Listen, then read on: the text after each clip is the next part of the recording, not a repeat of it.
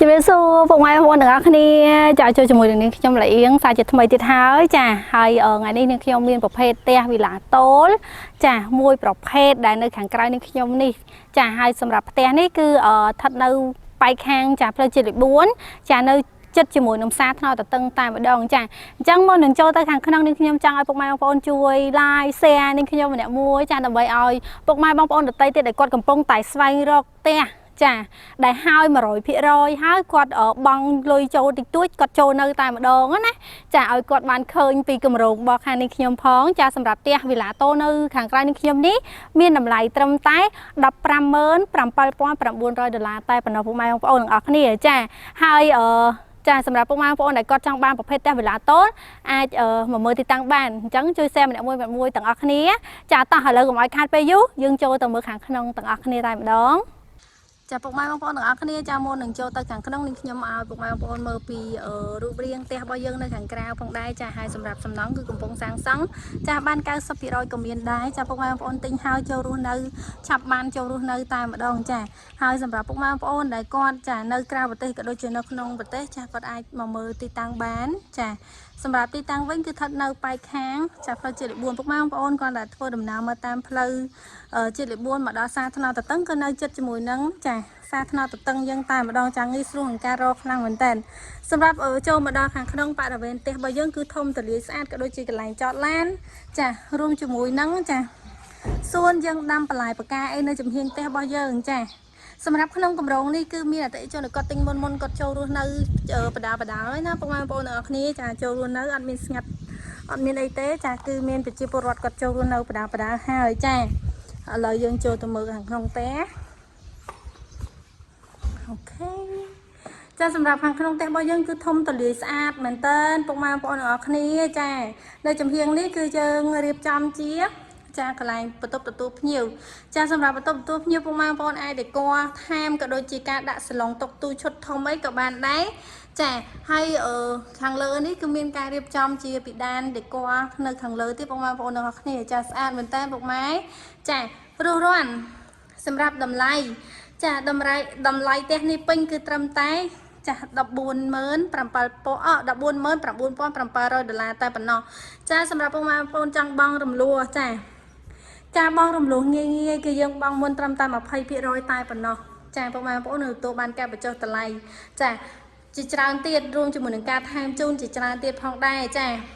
ឡូវយើងចូលមកដល់ខាងក្រោយនេះចាគឺយើងមានជា mini bar ក៏ដូចជាកន្លែងតុញ៉ាំអាហារជួបជុំក្រុមគ្រួសាររបស់យើងចាខ្នាតធំតែម្ដងចានៅកន្លែងនេះពុកម៉ែបងប្អូនអាចរៀបចំចាញ៉ាំអាហារជួបជុំក្រុមគ្រួសាររបស់យើងបានរហូតដល់10នាក់ណាចាធំទូលាយស្អាតខ្លាំងមែនតើហើយជាពិសេសខាងនេះគឺយើងមាន mini bar ដែលយើងអាចរៀបចំជាកន្លែង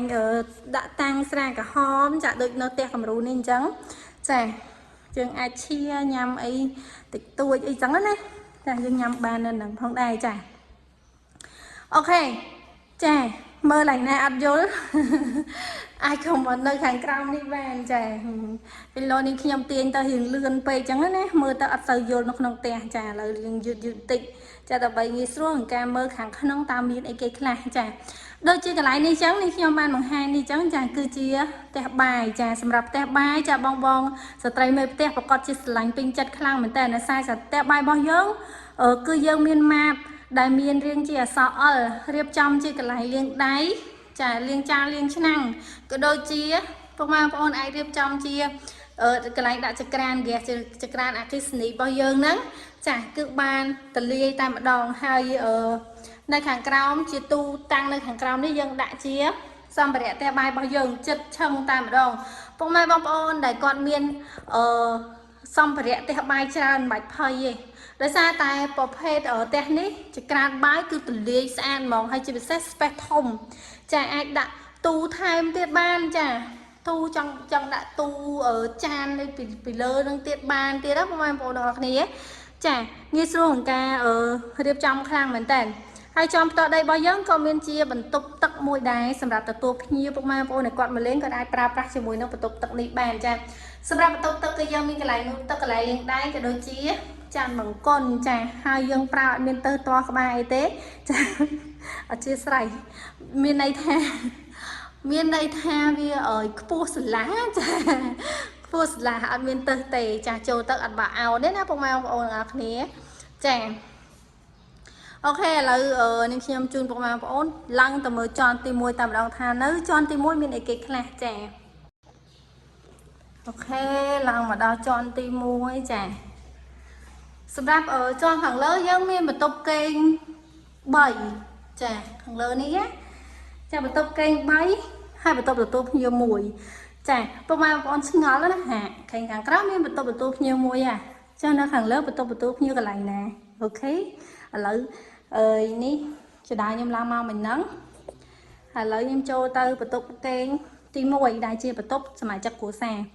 សម្រាប់បន្ទប់កេងនេះយើងគ្រាន់តែមើលពណ៌ចាក៏យើងដឹងថាបន្ទប់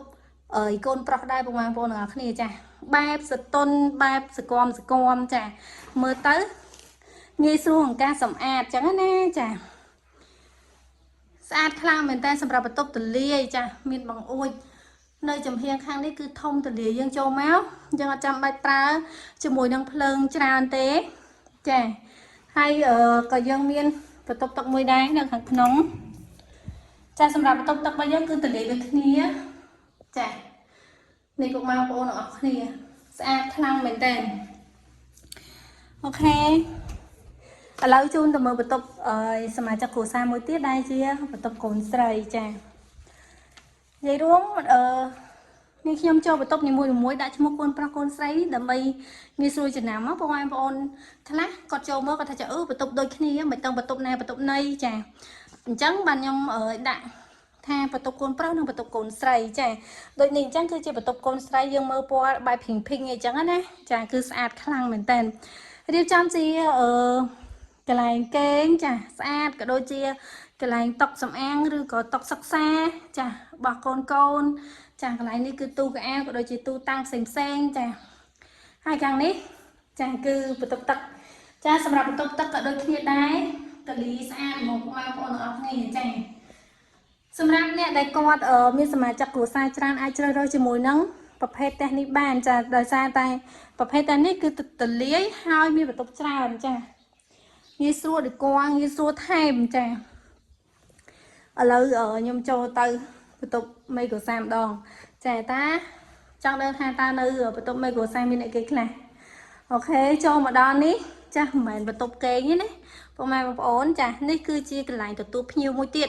នៅជាន់ទី1នេះតែម្ដងទល់មុខជាមួយនឹងបន្ទប់មេគ្រួសារអញ្ចឹងសម្រាប់បន្ទប់នេះចាពុកម៉ែបងប្អូនអាចរៀបចំជាកន្លែងទទួលភ្ញៀវក៏ដូចជាoffice ការិយាល័យរបស់ពុកម៉ែបងប្អូនដែលគាត់ចង់រៀបចំកន្លែងធ្វើការនៅផ្ទះចាគាត់អាចរៀបចំនៅនឹងបានចាដោយសារតែវាមាន view នៅខាងក្រៅនេះចាយើងមើលបានទៅខាងក្រៅហើយជាពិសេសយើងមានវេរ៉ង់ដាទៀតចាវេរ៉ង់ដានៅខាងក្រៅនេះពុកម៉ែបងប្អូនទាំងអស់គ្នាចាអញ្ចឹងស្អាតខ្លាំងមែនតើយើងធ្វើការ stress ហប់យើងអាចបើកមើល view នៅខាងក្រៅនេះបានធ្វើឲ្យអារម្មណ៍យើងស្រស់ស្រាយហ្មងចាងាយស្រួលក្នុងការយើងធ្វើការបន្តចាឬក៏បងដែលគាត់រកស៊ីបែបអនឡាញ live អីផ្សេងចាគាត់អាចជ្រើសរើសជាមួយនឹងបន្ទប់នេះបានចាយើងអាចរៀបចំ live លក់អីវ៉ាន់បានយ៉ាងងាយស្រួលតែម្ដងអត់មានប៉ះពាល់ជាមួយនឹងសំឡេងនៅខាងក្រៅទេគឺយើងមានបន្ទប់រៀងខ្លួននឹងតែម្ដងចាងាយស្រួលខ្លាំងមែនតើឥឡូវយើងកុំឲ្យរ៉ារ៉ាប់ច្រើនយើងចូលទៅបន្ទប់មេគ្រួសារចាសម្រាប់បន្ទប់មេគ្រួសាររបស់យើងក៏ធំទូលាយដែរពុកម៉ែបងប្អូនចាចូលមកចាឃើញជាមួយនឹងចាក្រែគេងដែលមានទំហំ2ម៉ែត្រគុណនឹង2ម៉ែត្រធំខ្លាំងមែនតើចាក្រែគេងនេះពុកម៉ែបងប្អូនណាដាក់ហើយដាក់ក្រែគេងនឹងមួយហើយនៅសល់ space ចំហៀងសងខាងចាខាងមុខខាងក្រោយគឺយើងសល់ space ធំទូលាយមែនតើហើយកាលនេះក៏យើងមាន view មើលទៅខាងក្រៅដែរពុកម៉ែចាដូចគ្នាបន្លំឡើងបើកមកមើលទេសភាពចាក៏ដូចជាមើលថ្ងៃរះថ្ងៃលិចចាយើងអាចមើលបានមួយងាយស្រួលតែម្ដងចាហើយនេះសម្រាប់បន្ទប់នេះគឺទលាយចាបន្ទប់មេគ្រួសារទលាយជាងគេតែម្ដងយើងអាចរៀបចំជានេះខាងនេះគឺទូកៅអៅធំនៅចំហៀងខាងនេះចាហើយនេះគឺជាបន្ទប់ទឹកចាសម្រាប់បន្ទប់ទឹកគឺធំទលាយដូចគ្នាដែរចាស្អាតខ្លាំងមែនតើ សម្រាប់អ្នកដែលគាត់មានសមាជិកគ្រួសារច្រើនចាគាត់អាចជ្រើសរើសជាមួយនឹងប្រភេទផ្ទះនេះបានណាចាហើយតម្លៃពេញគឺត្រឹមតែ$149,700តែប៉ុណ្ណោះពុកម៉ែបងប្អូននឹងទទួលបានផ្ទះវីឡាតូមួយនេះដែលមានទំហំខ្នាតដី12ជម្រៅ19ម៉ែត្រខ្នាតដីធំពុកម៉ែបងប្អូនចាហើយសម្រាប់ការបង់វិញពុកម៉ែបងប្អូនគាត់តែបង់មុន20%តែប៉ុណ្ណោះហើយក៏មានលក្ខខណ្ឌផ្សេងទៀតដែរបើពុកម៉ែបងប្អូនចង់ដឹងឬក៏ចង់ជ្រើសរើសចូលជាមួយនឹងកូកាមួយណាចាគឺអាចតាក់ទងមកបានណាប្រភេទផ្ទះវីឡាតូនេះហើយគឺមានផ្ទះហើយ100%ក៏ដូចជា90%ផងដែរចាចង់រស់រាន់ចាហើយផ្ទះភាគច្រើនគឺចិត្តហើយចាតែចិត្តហើយមានគេស្រឡាញ់ច្រើនហើយអញ្ចឹងពុកបងប្អូនដែលគាត់កំពុងតែស្វែងរកផ្ទះចាកុំរងចាំយូរណាអាចមកជ្រើសរើសជាមួយនឹងវីឡាតូនេះបានដែលមានទីតាំងគឺស្ថិតនៅប៉ែកខាងសាថ្នល់តតឹងយើងទេចាជីពីពេញមកតាមផ្លូវជាតិលេខ4មកដល់ស្តុបសាថ្នល់តតឹងគឺទៅចិត្តនឹងតែម្ដងងាយស្រួលក្នុងការរកខ្លាំងមែនតើអូខេពុកម៉ែបងប្អូនទាំងអស់គ្នាចាផ្ទះនេះនឹងខ្ញុំបានលម្អិតហើយបើសិនជាពុកម៉ែបងប្អូនអត់ទាន់ច្បាស់ឡើយណាអាចខមមិននៅខាងក្រោមការ live របស់នឹងខ្ញុំបានចាហើយនឹងខ្ញុំនឹងបន្តដំណើរទៅទៀតនៅគម្រោងផ្ទះម៉ូដផ្សេងទៀតណាពុកម៉ែបងប្អូនទាំងអស់គ្នាចាហើយផ្ទះដែលនឹងខ្ញុំដើរកាត់នេះផ្ទះនេះគឺហើយ100%វីឡាតូដូចគ្នាដែរចាបងប្អូនទិញហើយអាចចូលនៅបានចាដោយបងត្រឹមតែ5000ចូលនៅតែម្ដងចាទេហើយ100%បងប្អូននេះអត់មានចាំរាប់ខែរាប់ឆ្នាំអីទៀតទេចាគឺទិញថ្ងៃហ្នឹងស្អែកចូលនៅអូខេលឿនហ្មងចាហើយយើងបងមលូបន្តតែម្ដងចង់បងមួយក្រុមហ៊ុនក៏បានបងមួយធនាគារក៏បានចាផ្ទះស្អាតណាបងប្អូនទាំងអស់គ្នាចាហើយ100%នេះអត់មានការរងចាំអីមួយខែពីរខែមួយឆ្នាំពីរឆ្នាំអីទេចាស្អាតហ្មងតែថ្ងៃហ្នឹងខ្ញុំអត់មានពេលបានបង្ហាញនៅខាងក្នុងម៉ូតផ្ទះនេះទេអញ្ចឹងខ្ញុំចូលទៅអាផ្ទះមួយទៀតណាចាំវីដេអូ live ក្រោយចាំនាងខ្ញុំបញ្ជាក់លម្អិតហ្មងអាផ្ទះហ្នឹងចាពិសេសខ្លាំងមែនតើអញ្ចឹងបើសិនជាពុកម៉ែបងប្អូនណាចាប់អារម្មណ៍ប្រភេទវីឡាតូចាអាច live page នាងខ្ញុំម្នាក់មួយទៅចាដើម្បីទទួលបានព័ត៌មានលម្អិតផ្សេងទៀតពីគម្រោងផ្ទះវីឡាផ្សេងដែលនៅជុំវិញទីក្រុងភ្នំពេញហើយតម្លៃធូរថ្លៃផ្ទះហើយ100%ចាដូចនេះផ្ទះដែលនាងខ្ញុំមកនេះគឺជាប្រភេទផ្ទះវីឡាភ្លោះណាពុកម៉ែបងប្អូនទាំងអស់គ្នាស្អាតខ្លាំងមែនតើបងប្អូនអើយចាពុកម៉ែបងប្អូនទាំងអស់គ្នាសម្រាប់ប្រភេទផ្ទះវីឡាភ្លោះរបស់យើងគឺមានលបងជុំវិញពុកម៉ែបងប្អូនទាំងអស់គ្នាចាហើយខាងក្នុងផ្ទះរបស់យើងចាគឺមាន space ចតឡានរហូតដល់2គ្រឿងពុកម៉ែចាហើយចំហៀងផ្ទះគឺយើងនៅសល់ចាឲ្យ2ម៉ែត្រផងដែរចាប្រភេទផ្ទះនេះសាច់ដីសាច់ដីផ្ទះរបស់យើងគឺ8ម៉ែត្រជម្រៅ17ម៉ែត្រហើយសាច់ផ្ទះចាគឺ6ម៉ែត្រជម្រៅ11ម៉ែត្រចាស្អាតមកល្មមតាមម្ដងបងប្អូនអរគ្នាចានិយាយទៅតឡាត់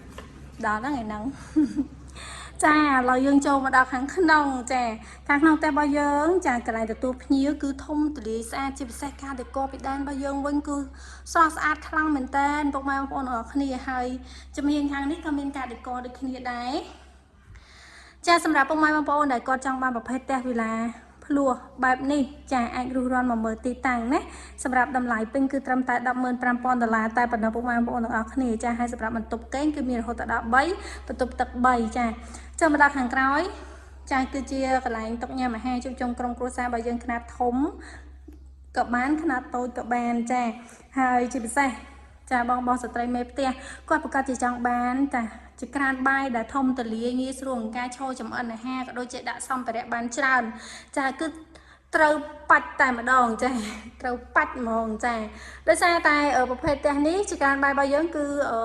ដាច់ដល់ឡែកជាមួយនឹងបន្ទប់ទទួលភ្ញៀវខាងមុខចាគឺយើងមកអត់ឃើញទេណាចាគឺមកស្អាតតែម្ដងបងប្អូនអរគ្នាប្រភេទផ្ទះគំរូនេះហើយនឹងផ្ទះដាក់លក់គឺដូចគ្នាចាហើយពុកម៉ែបងប្អូនដែលគាត់ចាចង់បង់រំលោះអីក៏មានការបង់រំលោះដែរចាពុកម៉ែបងប្អូនបង់មុនត្រឹមតែ20%តែប៉ុណ្ណោះចាកាន់សោទទួលសោចូលនៅតែម្ដងហើយចង់បង់ជាមួយនឹងធនាគារក៏បានបង់ជាមួយនឹងខាងបរិយាក៏បានចាគឺមានប្លង់ជាស្រេចតែម្ដងពុកម៉ែបងប្អូនទាំងអស់គ្នាណាចាតោះឥឡូវយើងឡើងទៅមើលជាន់ទី1ចាសម្រាប់ជាន់ទី1របស់យើងគឺមានបន្ទប់កេង3ពុកម៉ែបងប្អូនទាំងអស់គ្នាចាឡើងមកគឺបន្ទប់កូនប្រុសចាសម្រាប់បន្ទប់នីមួយៗគឺធំទូលាយស្អាតចាងាយស្រួលក្នុងការដេកថែមក៏ដូចជាការកេងរស់នៅចាអត់ហប់អត់ក្តៅទេដោយសារតែយើងមានប្អួចធំទូលាយនៅចំហៀងខាងនេះ ចាហើយពីដានរបស់យើងខាងលើក៏ខ្ពស់ស្រឡះដែរយើងអាចរៀបចំជាទូកៅអៅបានមួយចំហៀងទៀតណាពុកម៉ែបងប្អូនចាមកស្អាតតែម្ដងសម្រាប់ពុកម៉ែបងប្អូនណាដែលគាត់មានសមាជិកគ្រួសារច្រើនចាអាចជ្រើសរើសប្រភេទទេសនេះបានចាហើយនេះគឺជាបន្ទប់កូនស្រីចាសម្រាប់បន្ទប់កូនស្រីយើងចូលមកដឹងហ្មងចាគឺស្អាតខ្លាំងមែនតើហើយសម្រាប់ការដេកវិញចាគឺយើងអាចដេកបានច្រើនចាហើយ space ខាងក្នុងគឺទលាយធំស្អាតមានបង្អួចនៅចំហៀងនេះផងដែរ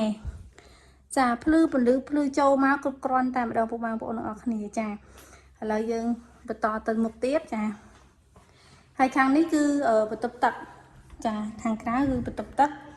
សម្រាប់បន្ទប់ទឹកគឺធំទលាយមកល្មមមានកន្លែងលាងដៃកន្លែងងូតទឹកកន្លែងចានបង្គន់ចាបាត់ដៃបាត់ជើងអីចឹងទៅ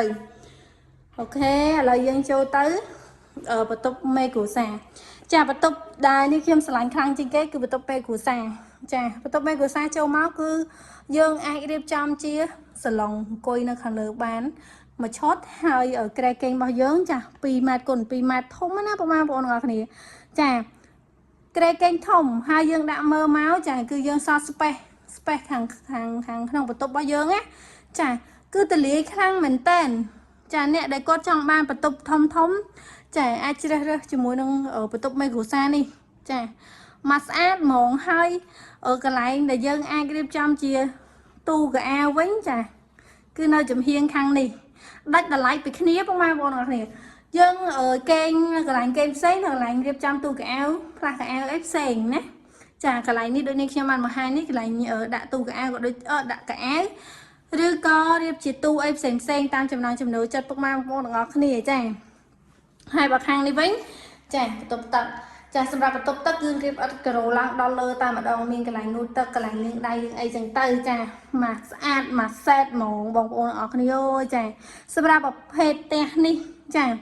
តម្លៃពេញត្រឹមតែ$105,000តែប៉ុណ្ណោះហើយពុកម៉ែបងប្អូននឹងទទួលបានការបង់រំលោះចាចាប់ពី 20% ឡើងទៅឬក៏ចង់ជ្រើសរើសនគរការពិសេសចាសម្រាប់គោលការណ៍ពិសេសរបស់យើងគឺបង់មុនត្រឹមតែ$5,000កាន់សោចូលនៅចាក្នុងមួយខែយើងបង់តាមបង់អត់គិតការប្រាក់បានរយៈពេល12ខែពុកម៉ែបងប្អូនទាំងអស់គ្នាអញ្ចឹងអាចមកជ្រើសរើសមើលបានណាប្រភេទតែនេះចាបង់មួយខែត្រឹមតែ$800ពុកម៉ែបងប្អូនចាហើយបើសិនជាពុកម៉ែបងប្អូនចង់បង់មួយខាងធនាគារក៏បានដែរចាខាងធនាគារក៏បានខាងក្រុមហ៊ុនក៏បានចាងាយស្រួលក្នុងការជ្រើសរើសកោការទេសំខាន់មកមើលទីតាំងចាស្រឡាញ់ផ្ទះចាំចរចាគ្នាបន្តទៀតចាសម្រាប់ទីតាំងរបស់យើងគឺស្ថិតនៅប៉ែកខាងផ្លូវជាតិលេខ4ចាជាប់ជាមួយនឹងផ្សារថ្នល់តាតឹងយើងទេចាមកពីម្ពិញមកចាបងជីតាមផ្លូវជាតិលេខ4មកត្រង់មកចាមកដល់ផ្សារថ្នល់តាតឹងគឺនៅជិតនឹងតែម្ដងចាហើយបើសិនជាចាប់អារម្មណ៍អាចតាក់ទងមកតាមលេខនៅខាងក្រោមចាឬក៏ចង់មកមើលផ្ទះនេះខ្ញុំសូមបញ្ជាក់ណាបើបងប្អូនចង់មកមើលផ្ទះអាចជួយតាក់ទងមកមុនចាណាត់ថ្ងៃមុនណាព្រោះដោយសារតែភាគច្រើនផ្ទះហើយអញ្ចឹងនាងខ្ញុំតែងតែដាក់ទុកឲ្យពុកម៉ែបងប្អូនឲ្យគាត់ចង់មកមើលផ្ទះហើយចាហើយណាមួយពុកម៉ែបងប្អូននឹងទទួលបានតម្លៃពិសេសបងប្អូនមកមុនមកតាក់ទងមកមុនណាពុកម៉ែបងប្អូនចាកុំឲ្យមកស្ងាត់នឹងអត់មានអ្នកទទួលឡើយហើយអត់មានអ្នកផ្ដល់ព័ត៌មានឡើយហើយចាខាងនេះគឺចាបន្ទប់ទទួលភ្ញៀវចាសម្រាប់បន្ទប់ទទួលភ្ញៀវរបស់យើងគឺធំស្អាតណាពុកម៉ែបងប្អូនអរគ្នាចាហើយយើងនិយាយទៅផ្ទះនេះអត់សូវប្រើភ្លើងហ្មងនេះដោយសារតែវាមានពលឺភ្លឺគ្រប់គ្រាន់ហ៎ចាបងប្អូនមកភ្លើងនៅក្នុងផ្ទះខ្ញុំបើកមួយប៉ុន្តែយើងមើលក្នុងការ live នេះឡើងភ្លឺចាស់ហ្មងចាហើយបើមើលមកផ្ទាល់វិញណាចាសឹងតែមិនបាច់បើកភ្លើងទេគឺភ្លឺនៅក្នុងផ្ទះមកស្អាតហ្មងអញ្ចឹងសំចៃភ្លើងអគ្គិសនីទៀតបងអូនអើយចាឬរាល់ទាំងអស់គ្នាណាសម្រាប់ផ្ទះដែលធ្វើចិត្តហើយបាន90%អីហ្នឹងចាគឺនៅសល់តិចខ្លាំងមែនតើឬរាល់ណាបងប្អូនទាំងអស់គ្នាអូខេបងប្អូនទាំងអស់គ្នាបន្ទាប់ពីបានមើលការបង្ហាញរបស់នាងខ្ញុំពីផ្ទះមួយទៅផ្ទះមួយចាបងប្អូនចាប់អារម្មណ៍ទៅលើផ្ទះមួយណាដែរហើយបងប្អូនចង់ដឹងព័ត៌មានលម្អិតចាអាច comment នៅខាងក្រោមការ live ឬក៏ inbox ចូល page មកក៏បានដែរចាបើសិនជាពុកម៉ែបងប្អូនចង់តាក់ទងមកតាម Telegram គឺមាន link Telegram នៅក្នុង caption ពុកម៉ែបងប្អូនអាច add Telegram ចូលបានចាដើម្បីទទួលបានព័ត៌មានលម្អិតផ្សេងៗពីគម្រោងម៉ូតផ្ទះនីមួយៗតែម្ដងចាអញ្ចឹងពុកម៉ែបងប្អូនដែលគាត់ចង់បានប្រភេទផ្ទះវិឡាតូលហើយចូលនៅចាអាចរੂរាន់មកមើលទីតាំងទាំងអស់គ្នាណាចាគឺការបង់វិញគឺធូរខ្លាំងមែនតើគឺយើងបង់ត្រឹមតែ$5000គឺយើងចូលនៅតែម្ដងចាផ្ទះហើយ100%អត់ពិបាកក្នុងការរងចាំយូរទេចាអត់មានចាំ4-5 ខែ1ឆ្នាំ2ឆ្នាំអីទេបងប្អូនចាទិញហើយយួរវ៉ាលីចូលនៅចាលឿនចាហើយដោយសារតែនៅក្នុងគម្រោងនេះក៏មានអតិថិជនផ្សេងទៀតដែលគាត់កំពុងតែប្រកបអាជីវកម្មក៏ដូចជាការរស់នៅរបស់គាត់នៅក្នុងគម្រោងដែរហើយសម្រាប់ទីតាំងវិញគឺស្ថិតនៅប៉ែកខាងផ្សារថ្នល់តតឹងចាពុកម៉ែបងប្អូនទាំងអស់គ្នាបើសិនជាពុកម៉ែបងប្អូននៅខាងក្នុងក្រុងភ្នំពេញអាចធ្វើដំណើរមកតាមវងមូចំចៅឡើងមកផ្លូវជាតិលេខ4មកត្រង់រហូតមកចាំមកដល់ស្តុបផ្សារថ្នល់តតឹងគឺនៅជិតជាមួយនឹងផ្សារនឹងតែម្ដងងាយស្រួលក្នុងការរកទេគឺតំបន់ទីប្រជុំជនដែលងាយស្រួលក្នុងការប្រកបអាជីវកម្មចាហើយដូចផ្ទះដែលនេះខ្ញុំបានបង្ហាញទាំងប្រហែលដែលនេះខ្ញុំបានបង្ហាញនេះចាបញ្ជាក់ណាស់គឺហើយ100%ទិញហើយចូលនៅតែម្ដងហើយសម្រាប់គោលការណ៍បង់ចាអាចពិភាក្សាតទៀតបានបើសិនជាពុកម៉ែបងប្អូនចាចង់បង់តាមដំណាក់កាលឬក៏បង់បែបណាអញ្ចឹងណាចាងាយស្រួលខ្លាំងមែនតើអញ្ចឹងអរគុណច្រើនខ្លាំងមែនតើសម្រាប់ពុកម៉ែបងប្អូនដែលចំណាយពេលវេលាដ៏មានតម្លៃចូលមើលការ live របស់នេះខ្ញុំនេះចាជូនពរសំណាងល្អរកស៊ីទទួលទានមានបានគ្រប់ក្រុមគ្រួសារចាគណៈពេលនេះនឹងខ្ញុំឡៃអៀងរួមជាមួយនឹងក្រុមការងារសូមអរគុណសូមជម្រាបលាជួបគ្នានៅការ live បន្តផ្ទាល់ជាមួយនឹងពេលក្រោយទៀតចាអរគុណបាយបាយ